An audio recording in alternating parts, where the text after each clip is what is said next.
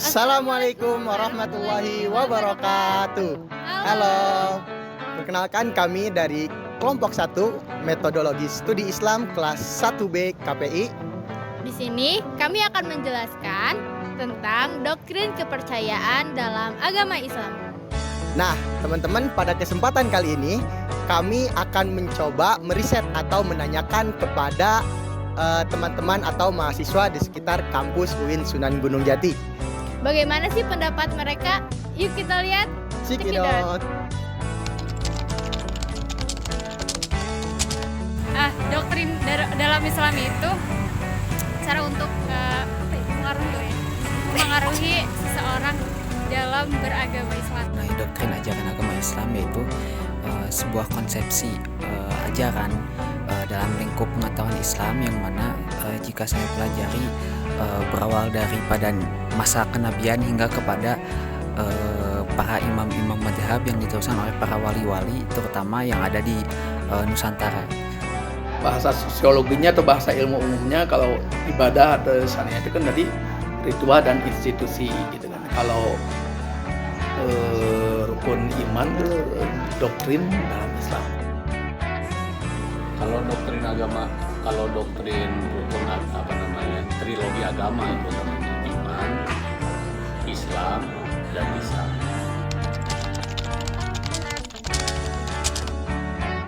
Setiap orang berpandangan itu berbeda-beda pendapat. Termasuk juga ulama-ulama kita dulu, Imam Syafi'i dan Hambali dan sendiri itu juga berbeda-beda gitu. Pendapat itu bisa disatukan dengan ajaran iman dan iman ihsan dan Islam itu sendiri. Jika dilihat daripada NU yang kental dengan kajian-kajian kitab kuningnya, ada Peris yang kental dengan ilmu Al-Quran dan tahfidznya, ada Muhammadiyah yang kental dengan pendidikan Islam secara modernnya, itu cukup sangat bagus. Karena apa? Karena ajaran Islam itu harus disesuaikan dengan zaman. Satu sama lain adalah di mata saya adalah ahlu sunnah wal jamaah. Oleh sebab itulah maka ini harus menggunakan al-usul qabla al-furu'. Al-usul qabla al-furu' itu adalah mengutamakan yang pokok daripada yang cabang. Hari ini orang berdebat masalah kunut, masalah usoli, masalah tahlilah, masalah wiridan. Di mana debatnya? Di masjid. Ketahuanlah orang-orang yang tidak sholat. Tuh lihat, orang yang sholat debat masalah kunut, masalah kuruyat itu. Lebih baik saya tidak sholat, tidak debat. Berarti yang baik yang mana?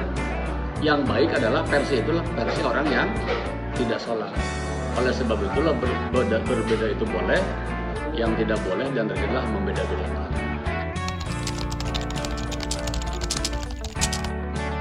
Nanti dalam agama itu ada yang disebut usul, ada yang disebut dengan furu. Usul itu kan yang utama ya, seperti iman kepada Allah, iman kepada Rasul, itu yang utama furu. Usul. Kemudian ada yang furu, ada yang cabang. Yang cabang ini misalkan sholat, sama-sama sholat gitu kan. Tapi ada orang dalam sholat itu kemudian menemukan hadis itu kan, katakanlah Nabi itu ada yang menemukan hadis dalam sholat subuh itu misalkan kunut. Nanti ada yang menemukan lagi hadis Nabi itu tidak kunut dan sebagainya. Itu kan masalah cabang. Artinya sama-sama tetap sholat gitu loh. Cuma ada hal yang berbeda sedikit. Namanya masalah furu, NU, Muhammadiyah, PSIS dan sebagainya. Semuanya itu dalam masalah usul sama semuanya, nggak ada yang beda gitu. Nanti yang ngebedain dia dalam masalah furu. Itu ya, dalam masalah fikih. Dalam surah Yusuf itu, saya lupa nomornya itu, la tadkhulu mimba biwahidin wadkhulu min ababin mutafarriqah. Janganlah kalian masuk dari satu pintu, karena kalau kita masuk dari satu pintu tidak ada jaminan keselamatan. Masuklah dari pintu-pintu yang berbeda. Alhamdulillah, di hari-hari sebelumnya, hari-hari kemarin, kita telah meriset lapangan serta mewawancarai beberapa mahasiswa serta beberapa dosen di UIN Sunan Gunung Jati. Nah, dalam doktrin ajaran agama Islam, ini kami dapat menyimpulkan bahwasannya doktrin ajaran agama Islam itu merujuk kepada 3 dimensi ajaran agama Islam. Apa aja? Yaitu iman, ihsan, serta Islam. Yang dimana iman, iman di sini adalah doktrin ajaran agama Islam yang mengajak kita untuk beriman kepada Allah, malaikat, kitab-kitabnya, Rasulnya, hari kiamat, kemudian dan qada dan qadar. Sedangkan seperti sholat, puasa itu masuk ke dalam ritual ajaran agama Islam. Nah, seperti yang kita ketahui, dalam masyarakat kita itu memiliki organisasi masyarakat. Salah satunya adalah Nahdlatul Ulama, Muhammadiyah, Persis, dan lain sebagainya. Di sini kami mengangkat isu atau pembahasan dalam hal itu.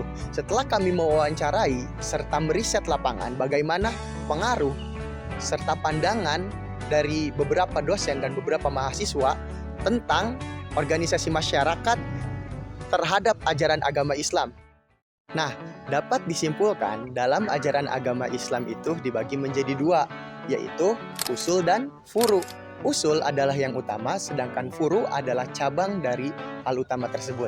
Nah, organisasi masyarakat yang kita temukan yaitu merujuk kepada furu, yang dimana berbeda dalam kaidah fikihnya. Salah satu contoh yang paling sering kita lihat adalah kunut dalam sholat subuh. Ada yang menggunakan kunut dan ada juga yang tidak menggunakan kunut. Nah, dalam hal ini organisasi masyarakat tersebut memiliki perbedaan. Namun berbeda boleh, akan tetapi tidak boleh membeda-bedakan.